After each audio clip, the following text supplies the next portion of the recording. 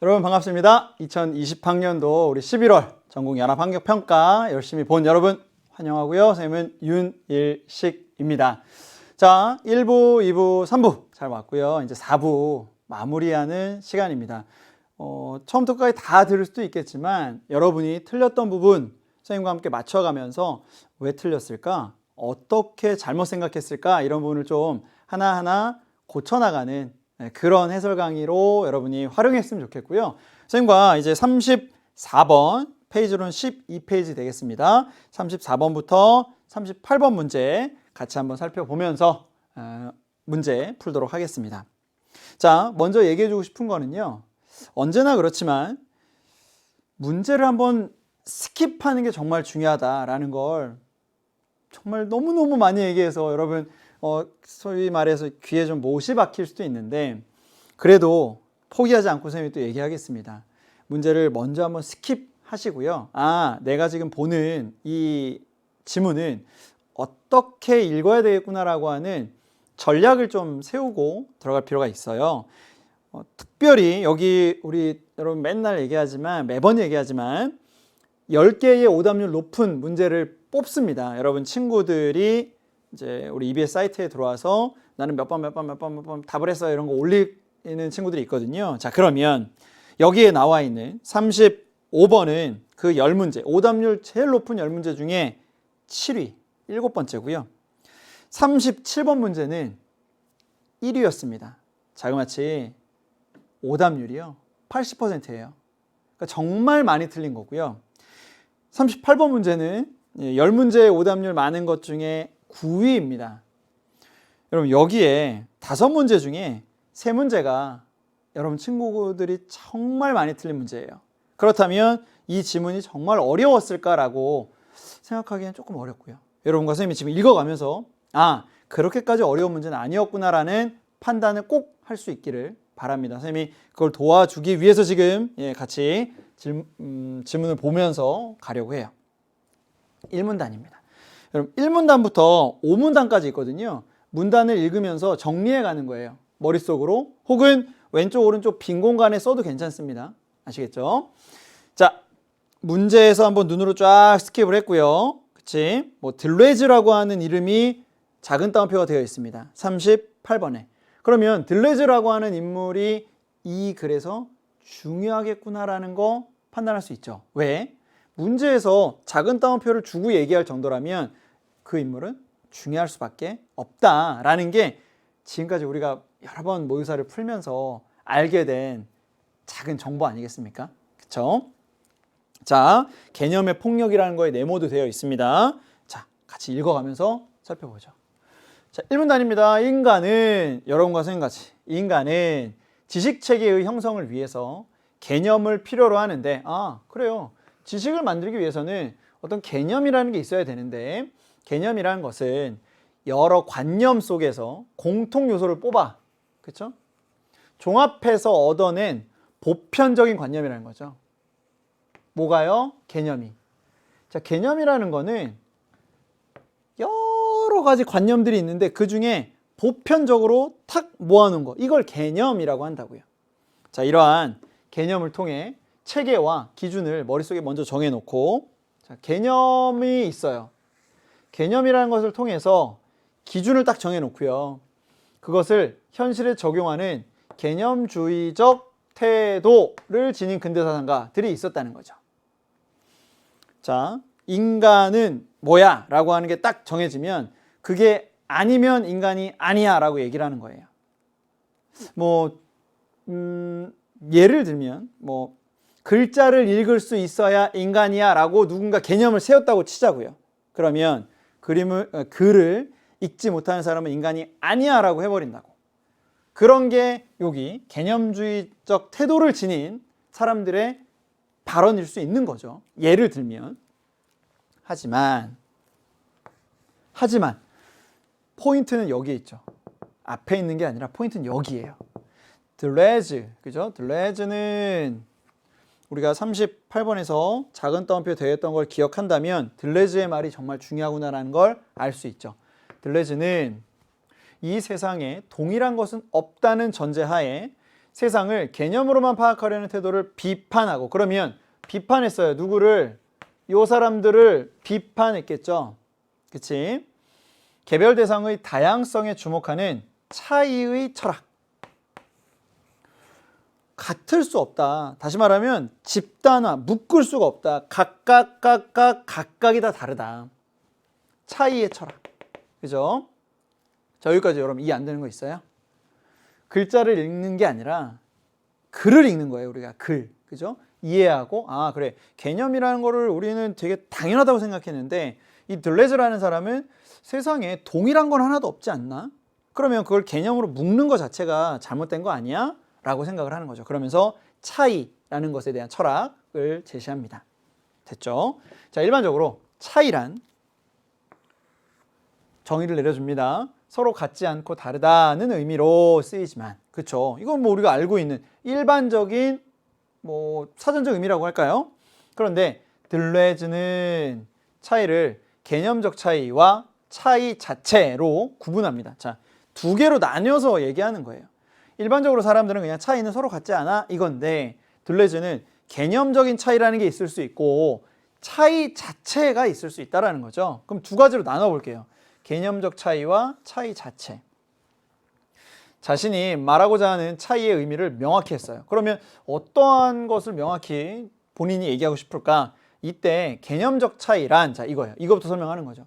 개념적 차이란 개념적 종차를 통해, 여러분 종차라는 건 밑에 보니까 상위 개념에 속한 동일한 층위의 하위 개념들 중에서 어떤 하위 개념이 다른 하위 개념과 구별되는 거예요. 그러니까 좀 다른 거죠. 다른 점. 개념적 종차를 통해서 파악될 수 있는 어떤 대상과 다른 대상의 상대적 다름을 의미해요. 자, 뭐가요? 자, 상대적 다름이라는 걸 의미하는 게 개념적 차이라고요. 개념적인 차이는 너랑 얘랑 상대적으로 다른 거야. 상대적으로. 그치? 자, 차이 자체란 개념으로 드러낼 수 없는 대상 자체의 절대적 다름. 자, 이거. 절대적 다름은 이거고요. 상대적 다름이 개념적 차이라고요. 정확하게 여러분 구분되죠? 양쪽으로 이렇게. 예를 들어 소금의 보편적 특성은 짠맛, 흰색 이런 걸로 볼 수 있잖아요. 있는데 이러한 특성은 소금과 설탕의 맛을 비교하거나, 그치? 그쵸? 소금과 수치의 색깔을 비교함으로써 파악되는 거죠. 비교한다라고 하는 건 결국엔 뭐예요? 상대적 다름이지 않겠냐는 거죠. 상대적 다름. 그치? 즉 소금과 다른 대상과의 상대적인 비교를 통해 소금의 개념적 차이가 형성되는 거예요. 소금이라고 하는 건 어떤 개념적 차이. 그런데 갑니다. 소금이라는 개념으로 동일하게 분류되는 각각의 입자들은 그 입자마다의 염도와 빛깔 등이 다를 수밖에 없죠. 굵은 소금, 아주 그냥 그 얇고 가는, 그죠? 곱게 갈아놓은 소금, 후추가 좀 들어간 소금, 뭐 이런 여러 가지 소금이 있을 수 있잖아요. 그렇죠? 다를 수밖에 없다라는 거예요. 자, 어떤 소금 입자들은 다른 소금 입자보다 조금 더 짤 수도 있고요. 그치? 흰색이 조금 더 밝을 수도 있고요. 반대로 조금 더 어두운 소금도 있을 수 있겠죠. 이때 각 소금 입자가 가지는 염도나 빛깔의 고유한 정도 차이에 해당하는 특성이 바로 뭐다? 개별 소금 입자의 차이 자체다. 그렇죠? 소금이라는 것은 어떻게 보면 개념적 차이라고 얘기할 수 있을 거고요. 소금 입자 같은 경우는 소금 입자, 개별 소금 입자니까 그 차이 자체를 의미한다고 볼 수 있겠죠. 이해되죠? 여러분 글은 읽어가면서 머릿속으로 정리가 돼야 돼요. 그치? 그냥 들레즈가 그냥 대충 이렇게 얘기한 것 같아가 아니라, 지금 명확하게 두 개의 차이를 나누어서 설명하고 있구나. 개념적 차이와 차이 자체를 의미하는구나. 요거를 나누어서 계속 이해해야 된다고요. 자, 들레즈는 개념적 차이로는 대상만의 고유한 가치나 절대적 다름이 파악될 수 있다 없다? 없다고요. 왜냐하면 개념적 차이는 상대적인 다름이기 때문에. 그쵸? 자, 왜냐하면 개념적 차이는 다른 대상과의 비교를 통해 파악된 결과로, 곧 상대적인 비교잖아요. 파악된 결과로 다른 대상에 의존하는 방식이니까 그 과정에서 개별 대상의 고유한 특성이 무시되기 때문에 그렇다고요. 개별 특성이 다 있는데 그걸 그냥 묶어버리잖아. 개념이라는 것으로. 그치? 자, 또한 들레즈는 개념이 개별 대상들을 규정함으로써 개별 대상을 개념의 포섭, 끌어들이는 거죠. 포섭시키는 상황이나 개념에 맞추어 세상을 파악함으로써 세상을 오로지 개념의 틀에 가두는 상황을 우려하는 거죠. 왜냐하면 이와 같은 상황에서는 지금 이렇게 포섭하거나 뭐 개념의 틀에 가두는 그런 상황에서는 미리 정해둔 개념에 부합하는 딱 맞아 떨어지는 개별 대상은 좋은 것이지만 그렇지 못한 개별 대상은 나쁜 것으로 규정되는 개념의 폭력. 개념이라는 것에 들어갈 수 있으면 좋은 거, 못 들어가면 나쁜 거라고 하는 개념의 폭력이라는 게 있을 수 있다는 거죠. 자, 한편 이제 다른 이야기로 넘어갈 때 우리가 한편 이렇게 하죠. 들레즈는 개별 대상의 차이 자체를 드러낼 수 있는 작용 원리를 반복 강도라는 용어로 설명합니다. 뭐요? 차이 자체를 설명할 때 얘들아 설명하는 게 반복과 강도라고요. 자, 어떻게 나오는지 보자. 일반적으로 반복은 같은 일을 되풀이하는 것을 의미하는 것으로 쓰이는데 들레즈가 말하는 반복이라는 건 뭐냐? 그러니까 여러분 이게 우리가 일반적으로 쓰는 말과 지금 들레즈라고 하는 사람이 쓰는 말이 좀 달라요. 그러니까 정확히 읽으면서 들레즈가 하는 말은 뭐구나라는 걸 파악을 해야 된다고요. 우리가 그냥 일반 개념어로 쓰이는 우리가 일반적으로 일상생활에서 쓰는 말이 아니라 이 철학자들이 쓰는 말은 좀 그들만의 개념이 들어간단 말이에요. 아시겠죠? 자, 반복이란 뭐냐? 되풀이하여 지각된 강도의 차이를 통해 되풀이하면 강도의 차이가 생기나 봐. 그죠? 그것을 통해서 개별 대상의 차이 자체를 발견해 나가는 과정을 의미한대요. 우리가 또 이해가 못할까 봐 뒤에서 예를 들어줄 겁니다. 자, 이때 강도란 무엇이? 강도란 정량화하기 힘든 개별 대상의 고유한 크기이자 다른 것과 비교될 수 없는 개별 대상에 대한 감각적 경험이에요. 감각적 경험, 개별 대상에 대한. 이게 바로 어느 정도의 강도라는 거죠. 세기라고도 볼 수 있겠다. 그치? 예를 듭니다. 왜? 어렵다는 판단이 든 거예요. 반복, 강도 이런 말이 나오니까 1학년 친구들이 좀 어려울 수 있어. 예를 들어줄게. 자, 예를 듭시다. 어떤 사람이 피아노로 같은 악보를 반복, 자 여기 있어요. 반복, 그죠? 여기 반복해서 연주한다고 할 때, 자 그럼 뭐가 느껴져야 되니? 강도의 차이가 느껴지겠지. 보자. 각각의 연주는 결국 동일할 수 없으므로 연주가 반복될수록 연주자와 관객 모두 연주마다의 서로 다른 강도를 여기 있어요. 서로 다른 강도를 느끼게 된다. 여기 있잖아. 반복하니까 강도의 차이를 지각할 수 있었잖아요. 반복해서 피아노로 같은 악보를 반복하니까 관객도 연주자도 모두 연주마다 서로 다른 강도를 느끼게 되는 거예요. 즉 각각의 연주는 차이 자체를 드러내게 되는 것이라고 판단하는 거죠. 자, 이처럼 정리합니다. 들레즈에게 차이 자체란 반복에 의해 경험하게 되는 강도의 차이. 여러분 이거 세 번째 얘기한다, 그치? 여기 반복에 되풀이되는 강도의 차이. 여기도 이렇게 해서 반복하니까 강도의 차이가 느껴진다. 또 한 번 반복에 의해 경험하게 되는 강도의 차이. 세 번씩이나 얘기하고 있습니다. 중요하고 정말 중요하고 대단히 중요하다는 걸 알려주는 거죠. 그치? 자, 사실 이 내용은 우리가 이해할 수 있을 거예요. 똑같은 악보로 아침에 연주하는 거하고 조금 뭐 친구들이랑 놀고 나서 좀 힘이 없을 때 점심 때 연주하는 거하고 혹은 정말 밤이 깊어서 혼자 이런 감상에 빠져 있을 때 쫙 연주하는 거하고 강도의 차이가 있겠지. 흥겨움 혹은 좀 힘이 좀 빠진 또는 매우 감상적인 똑같은 피아노, 똑같은 악보, 똑같은 나지만 다를 수 있다는 거죠. 강도가. 그치? 자, 그렇게 이해할 수 있으면 되겠습니다. 자, 일반적으로 인간은 의사소통을 위해 서로가 동일하게 인정할 수 있는 개념을 필요로 하죠. 그치? 선생님은 여기 있는 선생님 손에 들려 있는 걸 분필이라고 하는데 다른 사람이 이걸 지우개라고 하면 서로 의사소통이 안 되니까. 그쵸? 개념을 필요로 하며 개념을 통해 형성되는 인간의 지식 체계가 세상을 변화시킨다는 점을 고려하면 개념은 인간에게 필수적인 것이라고 인정해요. 인정합니다. 들레즈도 이와 같은 개념의 기능을 전면적으로 부정한 건 아니에요. 개념을 다 없애버리자 이렇게 얘기한 건 아니구나. 그럼 뭐야? 다만 이렇게 여러분이 읽어 나갈 때 그럼 부정한 것은 아니다. 머릿속으로 그럼 뭐지? 그럼 무슨 얘기를 하고 싶은 거지?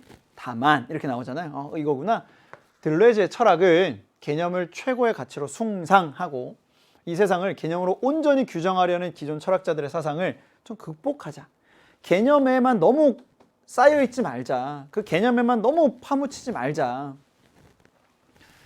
자, 그러면서 극복하고자 한 것이며 철학의 시선을 개념에서 현실 세계의 대상 자체, 좀 그 각각의 대상들을 좀 잘 보자. 개념을 가지고 잣대를 들이대는 게 아니라 각각의 대상들을 바라볼 수 있으면 좋겠다. 그래서 현실 세계의 대상 자체로 돌리겠다는 점에서 의의가 있대요. 들레즈 철학의 의의까지 마무리를 했습니다. 그쵸? 이 글의 구성은 우리가 지금까지 많이 봐왔던 구성이에요.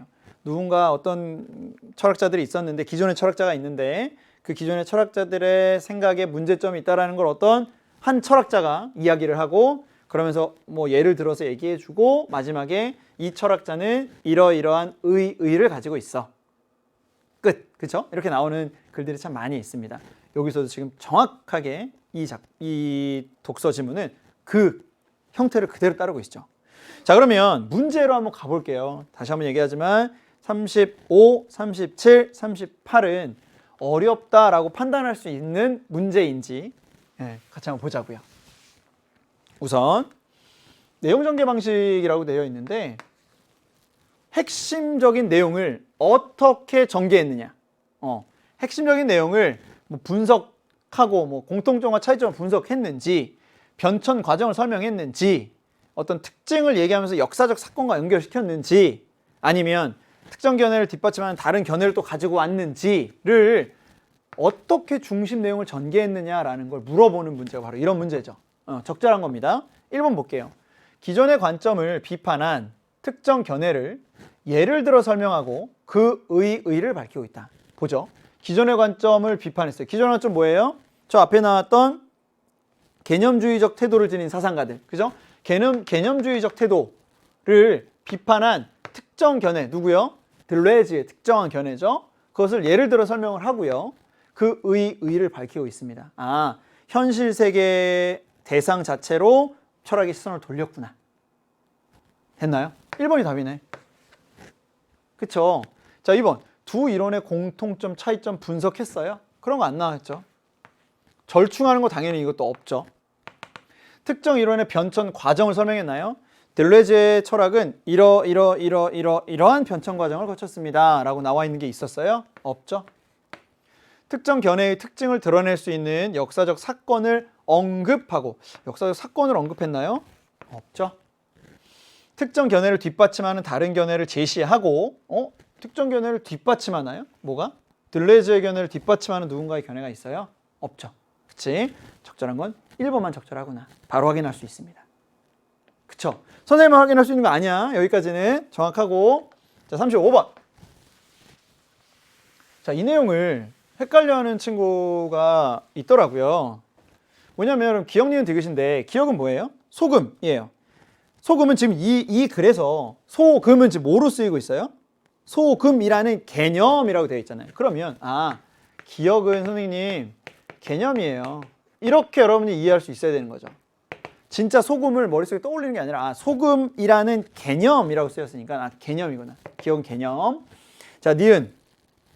소금 입자라고 하는 건 밑에 보면은 차이 자체. 그죠? 이건 개별 대상이에요. 자, 니은은 개별 대상이구나. 개별 대상이구나. 또 디귿 볼게요. 연주. 자, 연주도 결국에는 개별 대상이죠. 계속해서 반복해서 하는 연주. 그치? 자, 그러면 기억은 선생님 개념이고요. 니은 디귿은 개별 대상을 의미해요. 얘기하는 거예요. 지칭하는 거예요. 그걸 알아야 풀 수 있다고요. 기억과 달리 니은은 개념에 해당한다. 기억과 달리 니은이 개념인가요? 아니죠. 기억이 개념이고 니은은 개별 대상이죠. 1번 아니고. 기역과 달리 디귿은 개별 대상에 해당합니다. 오케이, 맞아요. 3번 디귿과 달리 니은은 개별 대상에 해당한다? 아니요. 디귿과 니은이 다 개별 대상이죠. 자, 기역과 디귿은 모두 개별 대상이니? 아니요. 기역은 개념이라고요.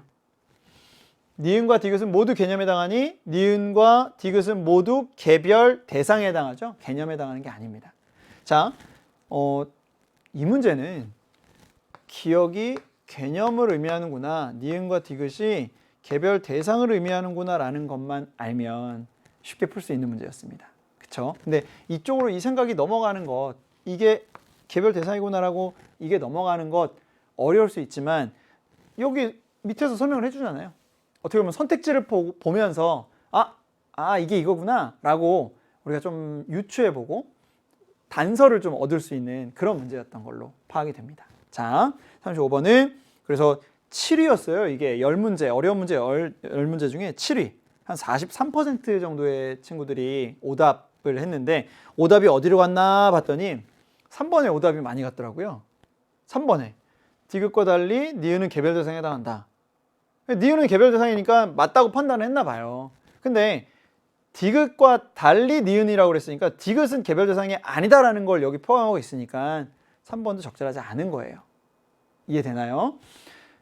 틀릴만 한가라고 생각하면 네, 어려울 수는 있었을 것 같습니다. 시험을 보는 순간에 막 빨리 판단해야 되면 맞나? 하면서 그냥 딱 체크하고 넘어갈 수 있는데 그런 데서 속으면 안 돼요. 알겠죠? 네, 정확하게 뭐뭐와 달리 무엇은 이라면 그 부분을 꼭 체크해야 되겠다라고 판단하시면 되겠습니다. 36번이죠. 개념의 폭력이라고 네모가 되어 있어요. 여러분, 네모가 딱 되어 있다라고 하는 건 그 문단 찾아야 되겠죠. 그 문단 어디니? 3문단의 제일 마지막 줄에 있는 거예요. 3문단의 제일 마지막. 그러면 3문단 전체 내용을 잘 이해했다면 문제 푸는데 어렵지 않을 거예요. 자, 1번 개념에 개별 대상을 포섭시킴으로써 일어난다. 그쵸?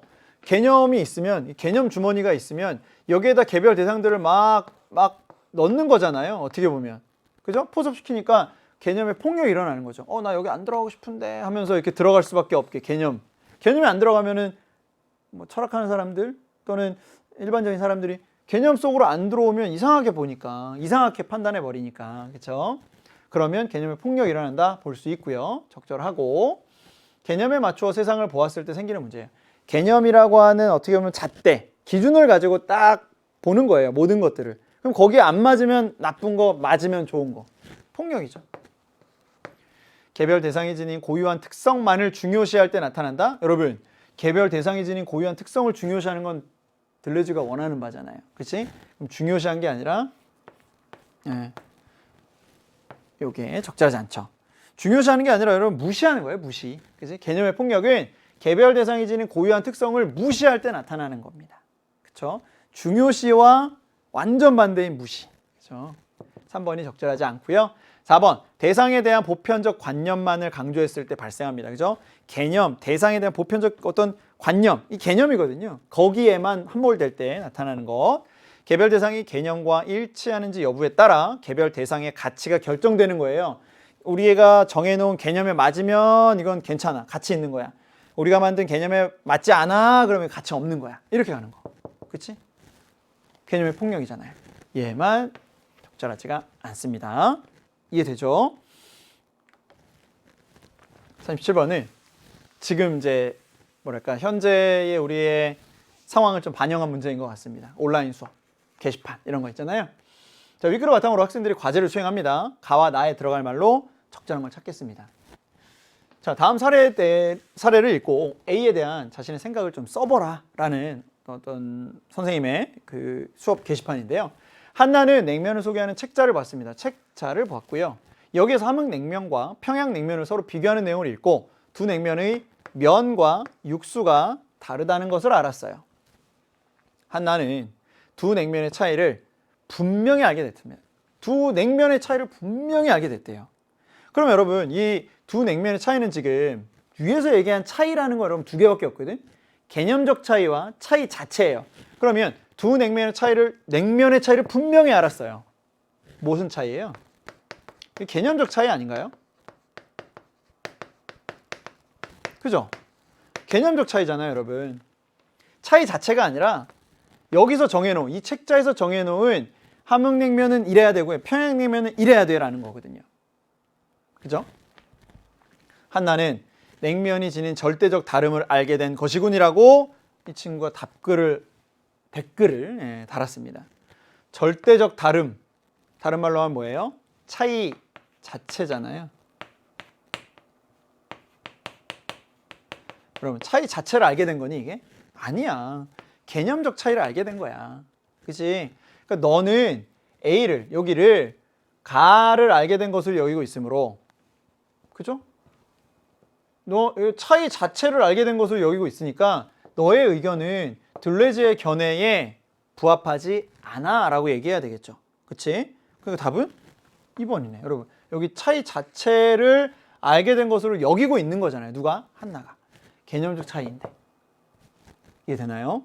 그리고 그러니까 들레즈의 견해에는 부합하지 않죠. 들레즈의 입장이라면 야, 네가 알게 된 건 개념적 차이야. 차이 자체를 알았다고 볼 수는 없어 라고 얘기하겠지. 그렇죠? 그래서 답은 2번이 적절함을 확인할 수 있을 겁니다.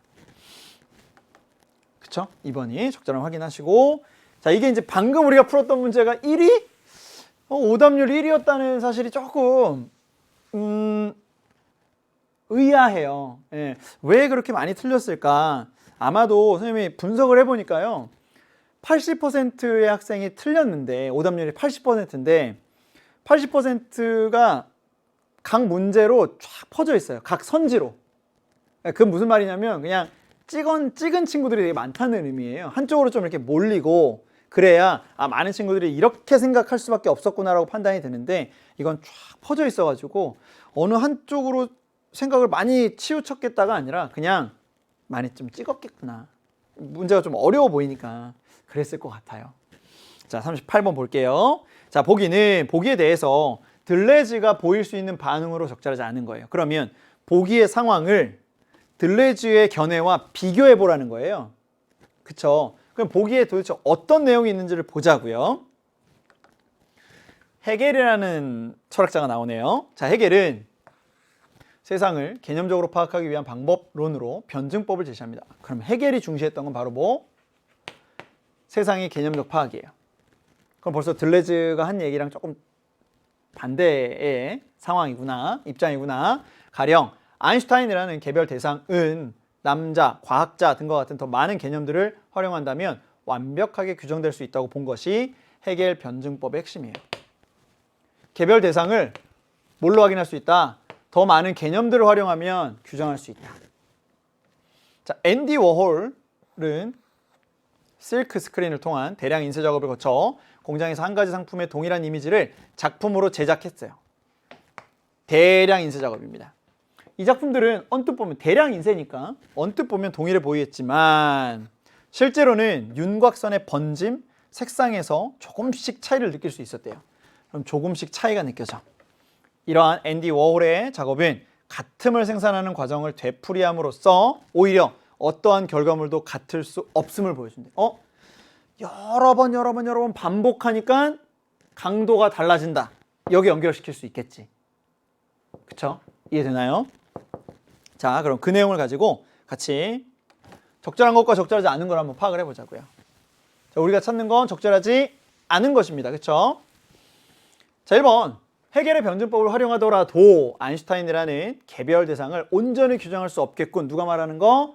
들레즈의 견해입니다. 들레즈의 반응이에요. 맞는 말이죠. 헤겔이 세상을 보는 방법론은 미리 만들어진 개념이 현실 세계의 개별 대상들을 규정하는 것이겠군. 그렇죠. 왜냐하면 헤겔은요, 세상을 개념적으로 파악한다고 그랬거든요. 맞습니다. 3번, 앤디 워홀은 같음을 생산하는 과정을 되풀이하며 제작한 결과물을 통해 동일한 강도가 지각될 수 있음을 보여준다. 동일한 강도가 아니죠. 뭐예요? 서로 다른 강도죠. 서로 다른. 그지? 앤디 워홀은 똑같은 걸 계속 반복하는데 약간씩 다른 작품들이 나오는 거를 보여줌으로써 동일한 강도가 아니라 방금 얘기했듯이 서로 다른 강도가 나타나는구나 라고 이야기했을 겁니다. 누가요? 들레즈가. 앤디 워홀이 대량 인쇄 작업으로 제작한 작품들은 다른 것과 비교될 수 없는 개별 대상에 대한 감각적 경험을 가능하게 하는군. 개별 대상이에요. 다르니까 조금씩. 앤디 워홀의 실크 스크린 작품들에서는 다른 대상에 의존하는 방식으로는 파악할 수 없는 특성이 색상과 윤곽선에 대한 지각을 통해 드러나게 되는 거예요. 그죠? 색상이 조금씩 달라지고 윤곽선이 조금씩 달라진다. 그죠? 그러니까 그게 바로 동일한 강도가 아니라 서로 다른 강도로 나타난다라고 얘기하는 것. 들레즈 입장에선 맞겠죠. 그치? 적절하지 않은 건 3번이었습니다. 자, 요거도 많은 친구들이 3번이 아니라 4번을 답한 친구들이 여럿 있었어요. 왜 그랬는지 한번 잘 생각해 보시면 될 것 같고, 여기 동일한 강도 여기에서 서로 다른 강도구나 라는 것은 정확하게 파악을 해줘야 될 것 같습니다. 자, 이제 고전 시가인데요. 우리가 고전 시가로 가면 괜히 두렵고 어려운 말 나올 것 같고 나는 한자를 잘 모르는 것 같고, 네, 두려워 마세요. 여러분이 이해할 수 있을, 그리고 충분히 읽어서 파악될 수 있는 것들을 문제로 싣고 있는 거예요. 지문으로 싣고 있는 겁니다. 그렇죠? 자, 그럼 먼저 작품 제목을 보니까 여러분 정철의 훈민가예요. 훈민가, 백성을 가르치는 노래. 그다음에 작자미상의 복선화음록. 자, 이거는 말이 좀 어려우니까 선한 것을 좀 퍼뜨리고, 그죠? 그다음에 악한 것을 좀 없애는. 네. 그 밑에 이제 설명이 다시 한번 나오겠지만, 자, 그 정도만 좀 이해하고 갈게요. 괄호 열고 한자를 안 준 이유는 그 제목을 뭐 크게 몰라도 내용 파악하는 데는 어려움이 없으니까 그랬을 거고요. 자, 뭐 보기가 나와 있는 건 가와나를 감상한 42번에 보기가 있습니다. 여기에서도 이게 10문제 어려운 것 중에 3위였습니다. 3위. 왜 3위였는지 잠시 후에 또 살펴보도록 할게요. 자, 우선 훈민가입니다. 백성을 가르치는 노래예요. 그러면 당연히 뭐가 나올까? 교훈적 내용이 나올 수밖에요. 그치? 읽어볼게요. 제 8수입니다.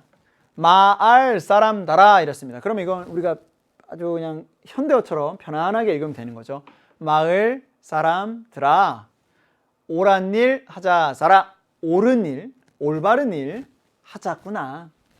사람이 되어나서, 사람이 됐는데 옳지 곧 못하면, 옳은 일을 하지 못하면 마소랄 갓 곡갈 씌워. 자, 말과 소에게 갓이나 곡갈을 씌워서 밥 먹이나 다르랴. 밥 먹이는 것과 무엇이 다르겠느냐? 다르지 않다. 옳은 일 하라는 거예요. 그렇죠? 사람이라면 옳은 일 해라. 됐나요? 자, 구수는 팔목 쥐시거든 두 손으로 바치리라. 바치겠어요. 나갈 때 계시거든 막대 들고 조차리라. 쫓겠어요. 향음주. 자, 음주를 하는 거예요. 음주를 다 파한 후에, 음주를 다 하신 후에 매셔가려 하노라. 모셔가려 합니다. 예요. 그럼 사실 이거는 나이 드신 분이 힘이 없어서 내 팔목을 쥐시면 내 두 손을 버텨드릴 거고요. 또 나이 드신 분이 나갈 때가 계시면 내가 막대를 들고 따라갈 겁니다. 그리고 그분들이 음주를 다 하신 이후라면 모셔가겠습니다 정도예요. 노인 공경, 그죠? 이해되죠? 자, 13수는 오늘도 다 새거다. 자, 오늘도 다 샜다. 오늘도 날이 밝았다 이거예요. 날이 밝았어요. 호미 메고 가자쓰랴. 일하러 가자는 거죠. 내 논 다 매거든. 내가 열심히 해서 내 논을 다 맸어. 그럼 집 가서 놀아야지 이가 아니라 내 논 다 매거든. 너의 논 좀 메어주마. 서로 도우라는 거야. 상부상조. 그치? 올 길에 뽕 따다가, 자, 올 길이라는 건 이제 농사일을 다 마치고 돌아올 길에 뽕 따다가 누에 먹여 보자쓰랴. 그러니까는 농사도 열심히, 또 오는 길에 그 뽕도 따다가 누에한테 주면서 이게 좀 비단실도 좀 끄집어내고, 그죠? 누에 고치도 만들고 그러려고 하는 거겠지. 이해되나요? 열심히 사는 어떤 농부의 모습 확인할 수 있습니다. 그럼 이제 나인데요. 복선화음록인데, 자, 이 내용은 이 42번의 보기를 여러분이 보기를 바탕으로 했으니까 먼저 봤다면 여기에는 부녀자의 어떤 덕목과 가르침이 들어있겠구나 정도만 알고 가면 될 것 같아요. 읽어보겠습니다. 7대 사온 쌀, 7대를 사왔어요. 구워온 쌀 2대 갚고, 그럼 7대 사왔는데 구웠었던 거 2대를 갚으면 5대가 있는 거네. 그치? 부족타 하지 않는 말이 뜻을 순하게 하옵이라. 7개 사왔는데 2개를 갚았어. 그러면 5개밖에 없는데 그것을 부족하다고 하지 않는 말, 그것이 우리를 순하게 할 것이야. 이해되죠? 그러니까 뭐 하지 말라는 거냐면 원망하지 마라. 이렇게 볼 수 있겠지. 깨진 그릇 좋단 말은 시가를 존중함이라. 시집을 가서 그 시댁에 사는데 깨졌어요. 그릇이 깨졌어. 근데 깨졌는데 여기 왜 이렇게 다 깨진 것밖에 없어가 아니라 깨진 것도 좋네요. 괜찮네요. 라고 하는 것, 시가를 존중하는 것이다. 날고 기는 개, 달긴들. 자, 날고 기는 개가 달려든들. 막 빵 해서 막 달려들 수 있잖아요. 어른 앞에 감히 치며. 어른 앞에서는 아무리 그런 것들이 달려들어도 이렇게 막 치고 이러면 안 된다. 그건 약간 좀 예의를 지켜야 된다. 그런 거고요. 부인의 목소리를 문 밖에 감히 내며. 부인들은 목소리를 밖으로 큰 소리 내지 말아라. 이런 것도 있고요. 지금 설명하는 얘기 아니고요. 여러분 읽어가는 거니까 옛날에 이런 작품이 있었구나 라고 파악하시면 될 것 같아요. 해가 져서 황혼이 되니 무탈 과경 다행이요. 무탈 과경 밑에 보니까 아무 탈 없이 하루를 보냈다. 다행이고요. 닭이 울어 새벽이 되면 오늘 나를 어찌할꼬. 이제 닭이 울면 이제 아침이 온 거잖아요. 그러면 이제 오늘은 또 어떻게 하루를 지내야 되지 생각하고요. 전전긍긍 조심마음 시각을 놓을 생각. 전전긍긍 어떻게 하지 한다고 해서 뭐 시간을 놓겠느냐. 시간을 놓을 수는 없다.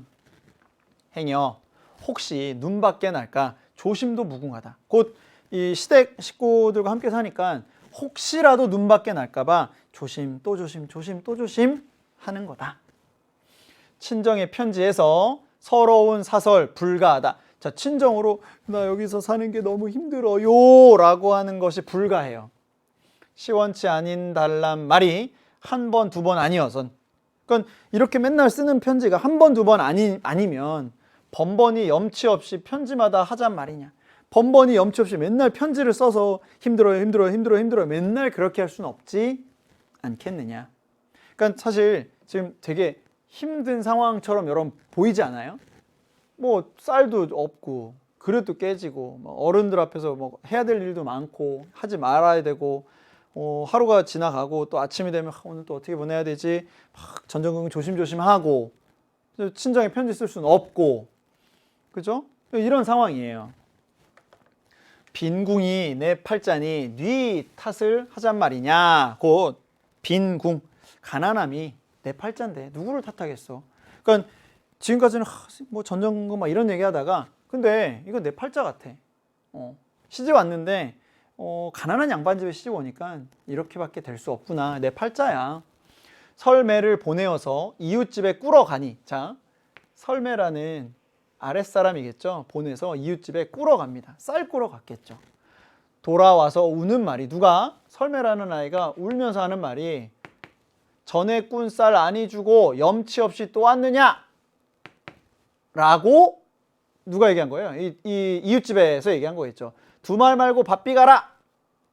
이렇게 했겠지. 그쵸? 이렇게 얘기했을 거예요. 이웃집에서. 그러니까 설매가 이제 우는 거죠. 한심하다 이내 몸이 금의 옥시 길려나서 곧 금 옷을 입고 아주 옷과 같은 그 식상 엄청나게 잘 먹은 아주 잘 사는 집에서 길러졌었는데 전곡을 모르다가 곧 돈과 곡식을 모르다가 일조에 하루아침에 이를 보니 그러니까 예전에는 집이 잘 살았으니까 곡식 뭐 챙길 것도 없고 돈 생각할 것도 없었어요. 그런데 가난한 집에 시집 오니까 이런 걸 다 내가 챙겨야 되고 그것도 부자가 아니니까 얼마나 힘들겠어요 지금. 이목구비 남 같으되 어찌 일이 되었느냐. 곧 이목구비 얼굴 모양이 남과 같대요. 반대로 말하면 예전에는 내가 남들보다는 조금 더 괜찮았다라는 얘기를 하고 싶은 거겠죠. 그치? 그런데 이제 남같이 되었으니 이 어찌 된 일이냐. 힘들다 이런 얘기를 하고 싶은 거고요. 수족이 건강하니 내 힘써 벌게 되면, 자 갑자기 바뀌네. 수족, 내 몸이 건강하니까 내 힘써 벌게 되면, 내가 열심히 일해서 돈을 벌면 어느 니가 시비하리, 어느 누가 나한테 시비를 걸겠어. 천한 욕을 면하리라. 이런 욕은 좀 면할 수 있지 않겠냐는 거죠. 분한 마음 다시 먹고 치산범절 힘쓰리라. 여러분 치산범절 밑에 보니까 그 재산을 늘리는 일에 힘쓰겠다고 하는 거죠. 마음을 바꿔 먹은 거죠. 그래, 아유 내가 정말 이 가난한 집에 왜 시집을 와서가 아니라, 그래 내가 마음 단단히 다시 먹고 열심히 해서 돈 벌어가지고 좀 잘 살아봤으면 좋겠어. 힘쓰리라. 김장자 이 부자가 제 근본 부자런가? 김장자 이 부자는 부자들이에요. 자, 이 부자들이 근본 처음부터 부자였어? 부자였을까? 아니야. 밤낮으로 힘써 벌면 난들 아니 부자 될까? 나도 부자 될 수 있어. 오색 당사 가는 실을 오리오리 자아내니, 실로 이제 옷을 만드는 장면이겠고요. 유황제 곰배틀에 필필이 자아내어 한림 주서 관복감이며 병사 수사 군복감이며, 관복과 군복과 길쌈도 하려니와 전답으로 영농하니, 그러니까 길쌈도 하고요, 밭도 가꾸고 논도 가꾸면 전답으로 영농하니, 열심히 일하니 때를 맞춰 힘써하니 가업이 초성이라. 가업이 기반이 마련됐다. 집안의 일이 기반이 마련됐다. 그렇죠? 처음에는 힘들었지만 내가 열심히 맘먹고 열심히 일했더니 어떤 기초가 좀 완성이 되었다. 집안을 일으킬 수 있는 기초가 됐나요? 자, 중략입니다. 그럼 여러분 중략이라는 건 기본적으로 앞에 이야기와 뒤에 이야기가 좀 달라질 거예요. 그쵸? 그럼 앞에까지는 열심히 집안을 살리기 위해서 일하는 여성의 모습이었다면, 밑으로 가볼게요. 산에 가 제사하기, 절에 가 불공하기, 불효부제. 자, 불효부제 밑에 보니까 효도와 공경을 하지 않음이에요. 불효부제 제살한들, 제사를 한다고 한들 귀신인들 도와줄까? 귀신도 안 도와줄 거야. 뭘 안 하니까, 열심히 안 하니까. 이거 효도와 공경도 하지 않고요, 제사를 하고 있으니까 이거는 의미가 없다. 악병이며 중병이며 이질이며 구창이며, 다 병이겠죠. 병. 이질 앓던 시아버지 초상하든 상관하랴? 자, 이질을 앓던 병을 앓던 시아버지가 초상이 났는데도 상관하랴? 상관하지 않는다는 거예요. 저의 심사 그러하니. 자, 저의 심사, 누군지 모르지만 어떤 저 사람의 심사가 그러하니 서방인들 온전할까? 남편인들 온전하겠니? 그러면 여기서 말하는 저는 이 서방의 부인 되겠죠? 그치? 이 부인이 지금 이질을 앓던 시아버지가 초상이 났는데도 상관 안 하는 그런 여자네. 그치? 아들 죽고 우는 말이 아기 딸이 마저 죽고. 네. 아들도 죽고 아기 딸도 죽고 세간이 탕진하고 노복인들이 있겠느냐? 노복도 없어지는 거죠. 사라지는 거죠. 제사 음식 차릴 적에 정성 없이 하였으니, 아이고 이랬구나. 제사 음식 차리는데 정성도 없어. 그러니까는 누가 이 집안을 좋게 보겠어. 자, 앙화가 어찌 없을손가. 이게 재앙이 화가 계속 몰아닥치는 거죠. 셋째 아들 반신불수 옥 문전 옥답 큰 농장이 물난리에 내가 되고, 그죠? 망해가는 거죠. 안팎 기와 수백 간이 불이 붙어 밭이 되고, 기와가 수백 간이었는데 다 타버렸네. 태산같이 쌓인 전곡 뉘 물건이 되단 말인 거. 태산같이 쌓여있던 전곡도 다 어떻게 됐어요? 사라졌어요. 없어졌습니다. 집안이 망하는 거죠 지금. 참혹하다 괘똥어미. 여기 있네. 참혹하다 괘똥어미. 이 사람이네. 그죠? 괘똥어미 단독이신 뿐이로다. 이제 혼자 홀몸이네. 혼자 남았어. 일간 움집 얻어드니 기한을 견딜손가. 굶주림과 추위를 견딜 수 없을 만큼 가난해진 거예요. 다 떨어진 배치마를 이웃집에 얻어 입고요. 뒤축 없는 헌 집신을 짝을 모아 얻어 신고요. 옷도 헌 옷 얻어 입고 신발도 헌 신발 얻어 신고. 불쌍하네요. 그치? 앞집에 가 밥을 빌어 먹고요. 뒷집에 가서 장을 빌어 먹고, 초요기를 겨우 하고 불 못 대는 찬 옴집에 헌 거적을 뒤어쓰고, 찬 곳에 그냥 누워가지고 이렇게 거적 같은 거, 이불 같은 거 덮고 있는 모습이에요. 밤을 겨우 새어나서 새벽바람 찬바람에 이 집 가며 저 집 가며 다리 절고 곰배팔에 히히 소리 요란하다. 그러니까 약간 좀 미친 것 같은 그런 모습까지 보여줍니다. 자, 그러면서 불효 악행 하던 죄로 앙화, 재앙과 화를 받았으니까 복선화음 여기 있네요. 착한 이에게 복을 주고 악한 이에게 재앙을 주는 거. 복선화음 하는 줄을 이를 보면 분명하다. 그쵸? 따라 요원에 따라 시집살이 조심해라. 그러면 지금 이 글은 누구한테 얘기해주고 싶은 거냐면 딸에게 해주고 싶은 말이네. 내 따라 시집살이 조심해라. 어미행실 본을 받아. 어미행실은 중약 앞부분이었겠다. 그치? 좀 가난한 양반의 집에 시집 와서 처음에는 힘들었지만 마음을 고쳐먹고 열심히 일하고 군복도 만들고 관복도 만들고 전답도 가서 갖고 이러면서 집안을 다시 일으켰다. 어미의 행실 본을 받아 괴똥어미 경계하라. 괴똥어미는 어떤 어미? 집안 말아먹었잖아. 그쵸? 불효하고 집안 잘 안 다스리고. 네. 이렇게 얘기하면 되겠습니다. 그러니까 앞부분에 나왔던 어미의 행실 본받고 괴똥어미는 경계해 라고 하는 게 이 작품의 전체적인 내용이에요. 어려워요? 어렵게 느껴질 수도 있지만 선생님과 함께 봤으니까 내가 어느 부분을 놓쳤었지? 어느 부분을 잘 못 읽었지? 그 부분을 여러분이 꼭 생각하셔야 됩니다. 아시겠죠? 39번입니다. 가와나의 공통점인데요. 청유형 어미를 활용하여 대상을 예찬한다. 여러분 대상을 예찬하는 건 우와 대단해요. 우와 신기해요. 우와 이럴 수가 이런 거거든요. 그건 지금 없어요 여기. 그렇죠? 선경후정의 방식을 활용해서 시상을 전개한다. 고전 시가에서 이런 걸 많이 나오긴 합니다. 선경후정을 활용해서 시상을 전개하는 건 많이 나오는데 지금 여기에서는 없어요. 고사성어를 활용해서 주제의식을 강조하는 경우가 있기는 있습니다. 근데 여기에는 없어요. 유사한 통사구조를 활용하여 운율을 형성한다. 그치? 고전 시 가니까 운율이 있단 말이에요. 그렇죠? 운율이 있어요. 유사한 통사구조를 통해서. 네, 좋습니다. 자, 5번 계절의 순환을 활용해서 시적 의미를 부각한다. 계절의 순환도 없어요. 그렇죠? 답은 4번으로 가면 맞고요. 자, 40번 보겠습니다. 기억 미음을 한번 이해해 보자고요. 자, 각각의 이제 작품 안에서 파악만 하면 되는데, 자, 기억은 친정의 편지에서 서러운 사설 불가하다라고 했습니다. 자신의 서러운 처지를 친정에 알리기 어려워하고 있는 화자의 모습. 그죠? 이거 맨날 편지할 수는 없잖아라고 하면서 맞아. 어떡하지? 자, 니은을 보니까 빈궁이 내 팔자니 니 탓을 하잔 말이냐? 가난의 원인을 타인의 잘못이 아닌 자신의 운명으로 돌리는 화자의 모습. 맞는 말, 그죠? 디귿, 염치 없이 또 왔느냐? 두 말 말고 바삐 가라. 쌀을 꾸러 찾아간 이웃집에서 들은 말을 설매에게 하소연하는 화자의 모습? 아니죠, 여러분. 화자의 모습이 아니라 설매가 화자에게 이 말을 하는 거죠. 그치?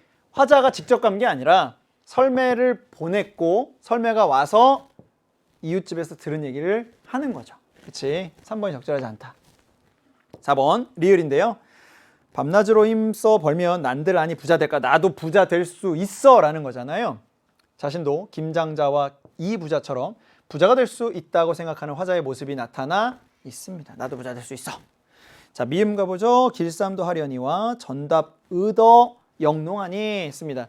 재산을 늘리기 위해서 열심히 일하는 화자의 모습이에요. 맞는 말, 그쵸? 됐죠? 자, 41번 보겠습니다. 자, A와 B인데 A는 그 조찰이라요. 나갈 때 계시면 막대 들고 내가 따라갈게요. 그죠? 그리고 B를 보면 앞집에 가서 밥을 밥을 좀 주세요 하고 비는 거잖아요. 자, 그러면 1번 볼게요. A는 타인을 위한 주체 행위, B는 자신을 위한 주체의 행위. 그쵸? 타인을 위해서 내가 뒤에 따라가겠습니다. 막대 들고 따라갈게요. 고요. 나 먹을 것을 얻기 위해서 앞집에 가서 비는 거잖아요. 그치? 답은 1번이네? 이번 1번이 답이 좀 있네요. 그치? 자, 2번은 절망감이 반영됐나요? 막대 들고 쫓아가는 게 왜 절망감이에요? 그거 아니잖아. 그치? 뭐 기대감도 사실 좀 아니고요. A는 단절을 초래합니까? 아니죠. 막대 들고 따라간다니까요. 도와드리러? 아니죠. 화합을 유도하는 것도 아니고요. 자연에 순응한다? 자연에 순응한다 이런 개념을 넣을 수 없고요. 뭐 자연의 도피도 아니고. A는 제기된 문제를 해결하기 위한, B는 해결된 문제의 원인을 찾기 위한 둘 다 적절하지가 않습니다. 그렇죠? 적절한 건 1번만 있구나 확인하시면 되겠습니다. 자, 42번이 10문제, 오답률 10문제 중에 3위였습니다. 보죠. 왜 그랬을까? 적절하지 않은 거예요. 조선시대에는 옳은 일의 실천, 어른, 공경, 상부, 상조, 부녀자의 덕목과 같은 가르침. 그러니까 이게 지금 위에 나와 있는 팔수, 그죠? 이게 팔수, 이게 구수, 이게 13수겠죠? 그지? 그리고 이게 밑에 나와 있는 복선, 화음, 록일 거고요. 거기 나와 있는 거예요. 이런 작품들은 가르침의 전달 효과를 높이기 위해 비유 대상 혹은 화자와 대비되는 대상을 활용하고 구체적인 청자를 제시합니다. 청자를. 따라 이런 것도 있었잖아요. 그렇죠?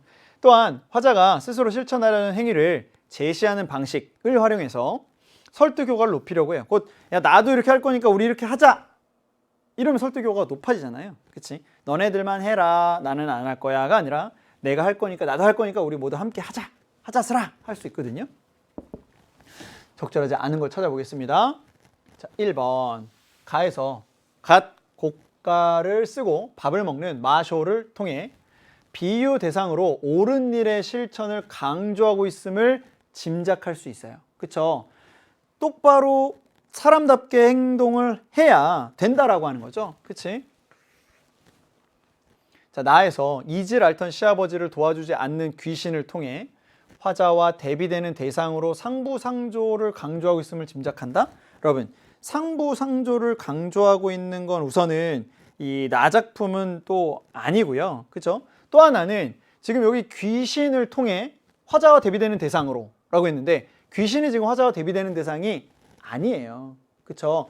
화자와 대비되는 대상은 궤똥엄이란 말이에요. 그쵸? 시아버지의 초상에도 별 감흥이 없는 궤똥어미를 통해서 화자와 대비되는 대상으로 뭐 부녀자의 역할을 강조한다. 이렇게 얘기하면 맞겠지만 지금 이 상황은 적절하지가 않다라고 판단할 수 있어야 되겠죠. 귀신을 통해 화자와 대비되는 대상으로 귀신을 쓴 건 아니니까. 그쵸?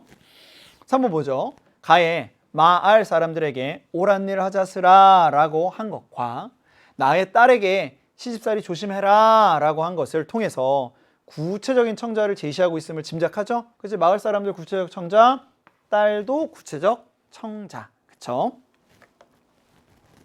자, 4번. 가에 팔목을 쥐시면 두 손으로 바치리라는 것을 통해 어른 공경, 맞죠? 나의 시가를 존중하여 깨진 그릇 좋단 말을 하는 것을 통해 부녀자의 덕목 드러내고 있음을 확인할 수 있고요. 자, 그 다음에 5번. 내가 자신의 노혼을 다 메거든 너의 논도 메어준다는 것과 나의 수족이 건강한 내가 힘써 벌겠다고 하는 것을 통해서 화자가 스스로 실천하려는 행위를 제시해요. 맞는 말. 그쵸? 정확히 맞는 말. 됐습니까? 그쵸? 그럼 답은 2번이 적절하지 않은데 선생님이 찾아보니까 많은 친구들이 지금 4번에서 헷갈렸나 봐요. 4번을 적절하지 않다라고 판단한 경우가 있는데 4번은 정확히 맞다는 걸 우리가 확인할 수 있어요. 그죠? 어른에 대한 공경, 시가를 존중한다는 것이니까 그 부녀자의 덕목이다 라고 판단해야 되겠죠. 그치? 그래서 답은 2번이다 라는 거 다시 한번 확인하고 갔으면 좋겠습니다. 자, 여기까지 오는데 과연 여러분 시간이 얼마나 들었을지 모르겠어요. 학교에서 시험 볼 때 스스로. 그래서 모의고사라는 건 결국에는 시간과의 싸움이에요. 이 시험을 45문제를 80분이 아니라 100분, 120분 동안 풀라고 한다면 여러분 아마 다 잘 풀 수 있을 겁니다. 그런데 정해진 시간 안에서 최선을 다해서 빨리빨리 풀어야 된다면 선생님과 지난 3번의 그 해설 강의를 통해서 느꼈겠지만 어떻게 하면 좀 전략적으로 빨리빨리 좀 풀어낼 수 있을까와 작품을 어떻게 하면 좀 빨리 정확하게 읽을 수 있을까라는 것들을 체화해야 돼요. 여러분 스스로 체화. 그래서 내가 독서 지문에서 좀 시간이 오래 걸리는 것 같아 라고 하면 문학을 먼저 푸는 것도 하나의 방법입니다. 아시겠죠? 자, 지금 여기 나와 있는 43번부터 45번은요. 현대 소설이고요.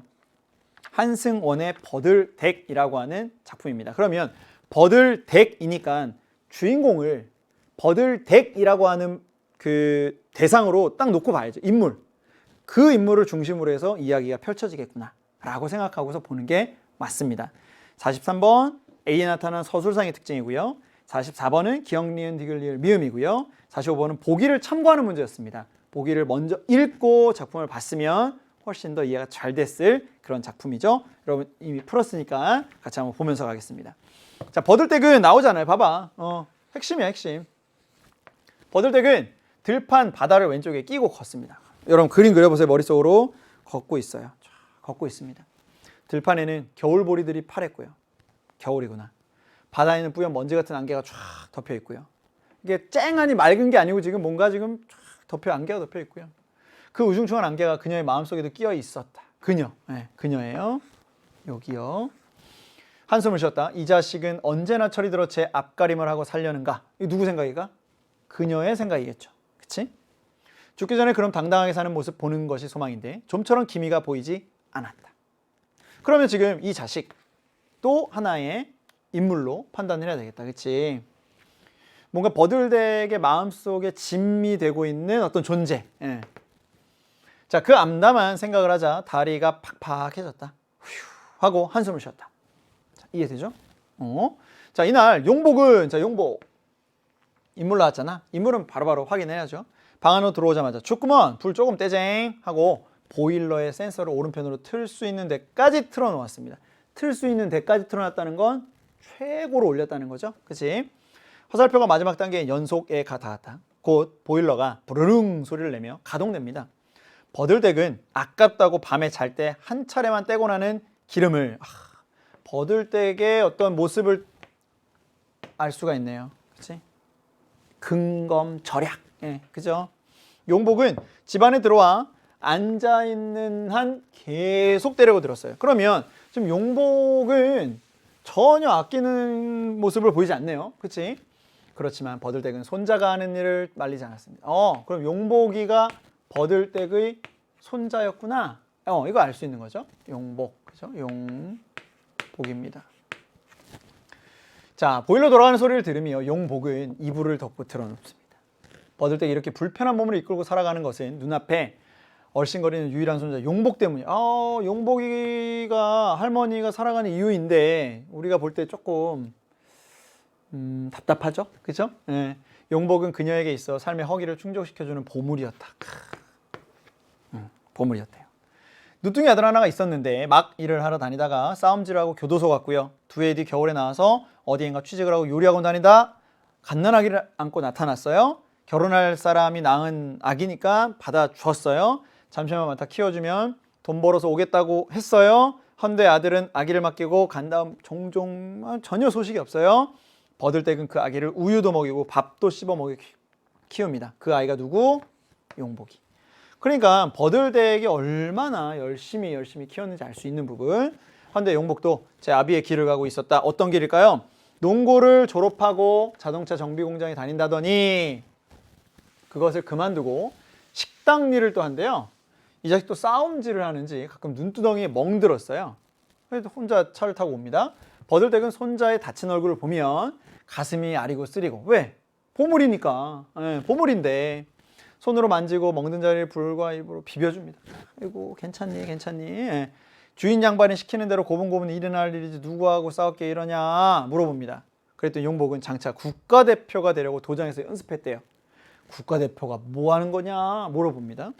금메달만 몇 개 따면은 가만히 앉아 편히 먹고 사는 것이지. 버들댁은 자기도 모르는 사이에 호다 그랬어요. 좋다 이 뜻이겠죠. 자, 호다 하고 말했습니다. 그것은 세각시 시절에 꼬부랑 시할머니가 쓰던 말이었는데요. 기대한 만큼 좋은 결과가 나타나지 않을지도 모른다는 생각은 돼요. 누구의 생각이? 버들댁의 생각이 호다라고 얘기는 했지만 생각만큼 좋은 결과가 나타나지 않을지도 모른다고 생각은 들어요. 되지만 그래도 어찌할 수 없이 더러운 소망으로 기대하면서 짓거리는 말. 좋은 일에 제발 그렇게만 좀 된다면 얼마나 좋겠니? 그런 말이었어요. 안 될 것 같긴 한데 그래도 잘 됐으면 좋겠다. 이렇게 얘기한 거예요. 그런데 얼굴은 어쩌다 그렇게 다퉜냐 했더니 손자 만지면서 얘기합니다. 그 용복은 좀 퉁명스럽게 또 얘기해요. 연습하느라고 그런 것인께 염려 말고 얼른 이달치 돈이나 내놓소. 에? 뭐요? 할머니 여기 용돈이요 라고 용돈을 드리는 게 아니라 돈이나 내놓소 그렇습니다. 돈 좀 줘요. 지난달에 가져간 돈 다 썼냐? 30만 원이 그것이 돈이란가 그래요. 여러분 30만 원이 작은 돈은 아니죠. 예, 근데 이렇게 얘기한다? 30만 원이 어디 돈이란가? 이래요. 안 되지. 이 사람아, 그것이 뭔 소리냐? 이래요, 할머니가. 그 돈은 버들대기 번 돈이 아니었다. 면사무소에서 다달이 통장에 넣어주는 무연고의 독거노인에게 주는 생계비였습니다. 생계비인데. 할머니의 생계비인데. 버들댁은 그 돈을 한 푼도 쓰지 않고 모두 놔두었다가 손자에게 주곤 하는 것이었대요. 여러분, 이 작품이 2004년 소설집 그 잠수거미라고 하는 소설집에 실려 있는 작품이거든요. 2004년이라고 해도 30만 원이 그렇게 작은 돈은 아니죠. 왜냐하면 노인분에게, 독거노인에게 주는 생계비니까. 그쵸? 사고를 친 용복 때문에 버들댁은 돈을 꾸러 다니고요. 돈을 빌리지 못한 버들댁은 결국 광주 양반을 찾아갑니다. 여기에 가서 이제 돈을 좀 얻으려고 하나 봐요. 버들댁은 광주 양반을 향해, 광주 양반, 나 돈 30만 원만 좀 꿉시다. 열흘 뒤에 나 돈 나오면 줄게. 하고 말했습니다. 자, 수문댁. 또 인물 나왔어요. 수문댁이, 아이고, 어질뺑 앓는 사람이 연병하는 사람 보고 뱅 고쳐주라 하네 합니다. 그러니까 어질어질하는 사람, 어질병을 앓는 사람이 더 큰 병을 앓고 있는 사람 보고 병 고쳐달라고 하는 거래. 그럼 지금 이 광주 양반이 더 안 좋은 상황인가 보네. 자, 광주 양반도 시방 마음이 천근만근이라요. 뭔가 힘든 일이 있나 봐 하고 말했습니다. 그러자 교동댁이 또 나오네. 수문댁, 교동댁, 그죠? 그 말을 받았습니다. 부산 딸이 시방 많이 다 아프다요 그랬습니다. 아, 누구? 광주 양반의 딸이 부산에 사나 봐. 근데 많이 아프대. 초등학교를 마치자마자 공장에 다니겠다고 마산공단으로 간 딸입니다. 처음에는 신발 공장, 나중에는 버스 차장, 그리고 차장들을 해고시키고자 함께 사는 남자하고 술집도 차리고, 광주 양반은 그 딸에게 부채가 많았고요. 결혼식도 치러주지 못하고 혼수 한 가지 못한 것이었대요. 아버지. 돈 한 푼 못 벌고 벌어놓은 재산이 있는 것도 아니고 똑똑한 자식들이 있어 다달이 돈을 보내주는 것도 아니고, 그래 장차 무슨 희망이 있는 것도 아닌디 동네 사람들이 불쌍하고 가련하다고 조금씩 보태주는 곡식이나 반찬 얻어먹고 사는 것이 부끄럽고 구차하지도 않아서 그렇게 끈질기게 살고 있어. 먼 일가의 조카뻘 되는 상근이, 자, 조카뻘 되는 상근이라고 하는 인물이 시제를 모시러 왔다가 얼근해진 김에, 술이 좀 취한 김에 찾아와서 이 말을 하고 갔다는 소문이 난 적이 있었대요. 자, 그 말에 광주 양반은 얼굴을 붉힌 채 글씨 말이시 하고 얼버무렸대요. 그러나 상근이 돌아간 다음에 광주 양반은 이렇게 얘기하죠. 개자식, 지놈이 나한테 쌀 한 대박을 보태주었다냐, 돈 100원짜리 한 개를 던져주었다냐, 지가 어쩐다고 부끄럽고 구차하지도 않아서 이렇게 끈질기게 살고 있느냐고 그래. 내 사 불불 기어다니든지 바람벽에 똥을 바르고 살든지 집어먹고 살든지 지놈이 아랑곳할 것이 무엇이요? 이랬습니다. 화가 난 거죠. 그치? 상근이가 앞에 있을 때는 얘기 못했지만 없으니까 이렇게 얘기를 하는 거예요. 하고 노여워했어요. 노여했다는 말이 마을 안에 나돌아다녔습니다. 방 안에는 침묵이 흘렀고요. 자, 이번에 수문댁이 또 말합니다. 자, 수문댁이 뭐라고 얘기하냐? 그 딸이 위암에 걸렸다 가나요? 아이고, 너무 힘든 상황이다, 그치? 그런데 수술비가 없어서 수술을 못한다요. 그래서 광주 양반이 그동안 모아놓은 돈 400만 원을 다 보내줘 버렸다요. 아이고, 그래서 어쩌다께로 그래도 광주 양반이 살아있기 때문에 뭐 아버지 노릇 참말로 잘 하셨구만으로, 아버지 나 된께 그런 돈을 보내주제 세상 어느 누가 생전 한 푼 보태준다요 얘기합니다. 이렇게 위로의 말을 하는 것이지만 버들댁의 마음은 벌써 절실 집으로 달려가고 있었대요. 그러니까 지금 이 상황은 좀 뭔가 노인들의 그 어려운 삶의 모습을 그대로 이렇게 보여주고 있는 그러한 소설입니다. 그렇죠? 조금 마음이 좀 무거워지는 소설이었어요. 자, 이제는 문제로 바로 들어가야 되겠죠? 43번입니다. A에 나타나는 서술상의 특징인데요. 서술상의 특징. 그렇죠?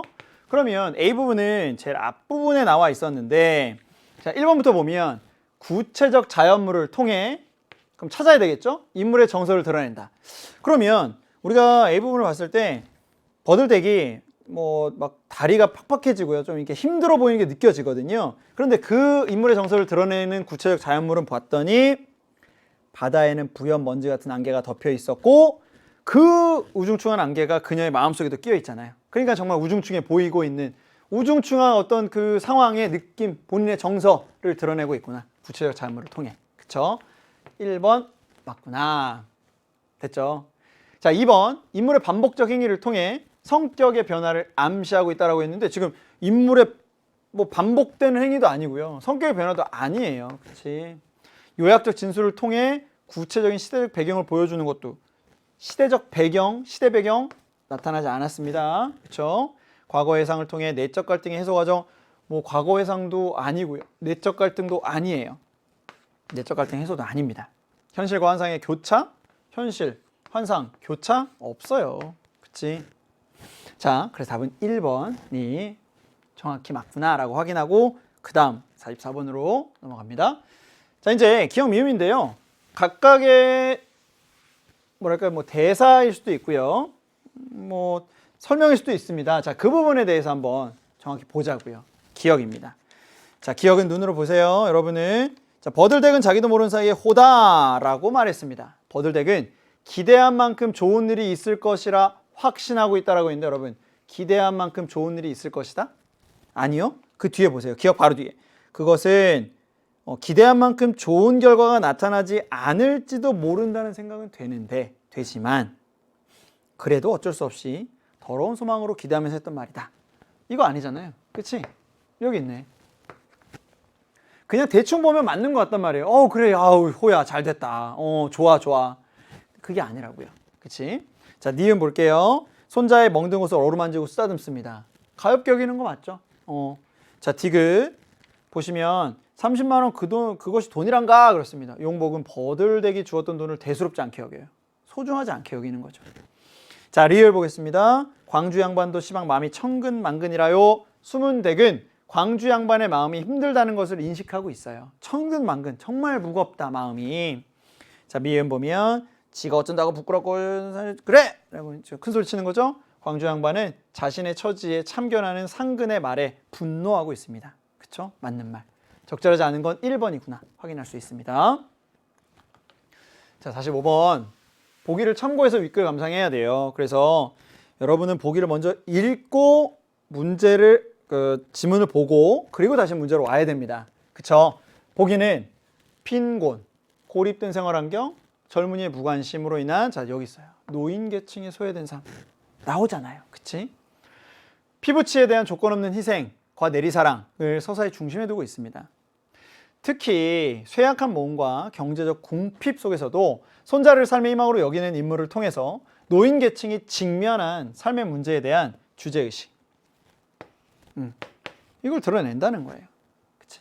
사회적으로 이렇게 노인 계층이 힘든데 또 우리가 할 수 있는 게 무엇이 있는지 여기 뭐 해답을 제시하지 못해요. 소설이니까. 하지만 이 소설을 통해서 최소한 그래 이런 문제가 있을 법하다. 있을 수 있겠구나. 라는 정도의 생각은 우리가 다 공유할 수 있는 거죠. 그치? 자, 그러면 보겠습니다. 적절하지 않은 것입니다. 자, 버들덱이 아깝다고 밤에 잘 때 한 차례만 떼는 기름을 용복이 계속 떼려고 들어도 말리지 않는 것에서 말리지 않았거든요. 피부치에 대한 내리사랑 짐작할 수 있어요. 그치? 맞고요. 버들덱이 불편한 몸을 이끌고 살아가면서 용복을 통해 삶의 허기를 충족하는 것에서 쇠약한 노인이 손자에게 삶의 희망을 얻고 있음을 짐작할 수 있습니다. 맞아요. 난 그냥 용복이 너만 있으면 돼 이렇게 되는 거잖아요. 지금 버들덱이 독거노인에게 주는 생계비를 한 푼도 쓰지 않고 모두 손자에게 주는 것에서 조건 없는 희생을 구현하고 있는 소외된 노인의 모습을 짐작할 수 있어요. 마음 아프지만 짐작할 수 있어요. 4번 광주 양반이 벌어놓은 재산도 없이 동네 사람들에게 곡식이나 반찬 얻어먹고 산다고 상근이 말한 것에서 노인 계층의 빈곤 문제를 짐작할 수 있겠죠. 그치? 광주 양반이 모아놓은 돈을 딸에게 다 보내서 수술을 하지 못한다고 수문댁이 말한 것에서 노인의 경제적 궁핍에 대한 젊은이의 무관심을 짐작할 수 있겠다라고 했는데요. 자, 여기 5번이 지금 그럴듯하지만 여러분 적절하지 않아요. 왜? 광주 양반이 모아놓은 돈을 딸에게 다 보내서 수술을 하지 못하는 게 아니고요. 그렇게 다 보내서 지금 힘들어졌다는 거잖아요. 그치? 수술을 하지 못한다고 수문댁이 말한 건 아니죠. 그치? 그리고 또 하나. 그럼 젊은이의 무관심을 짐작할 수 있어요? 지금 젊은이가 뭐 더 많이 도와줬어야 되는데 못 도와줘가지고 뭐 아프고 돈이 없어지고 이런 건 아니잖아요. 그치? 그래서 적절하지 않은 건 5번으로 여러분이 확인을 하고 가면 될 것 같습니다. 됐나요? 자, 여러분과 우리 3월, 6월, 9월, 11월까지 열심히 달려왔어요. 다음에 또 언제 만날지 모르지만 여러분의 실력 향상을 위해서 꾸준히 열심히 노력하기를 선생님이 간절히 바라고 있겠습니다. 여러분 수고했어요. 안녕.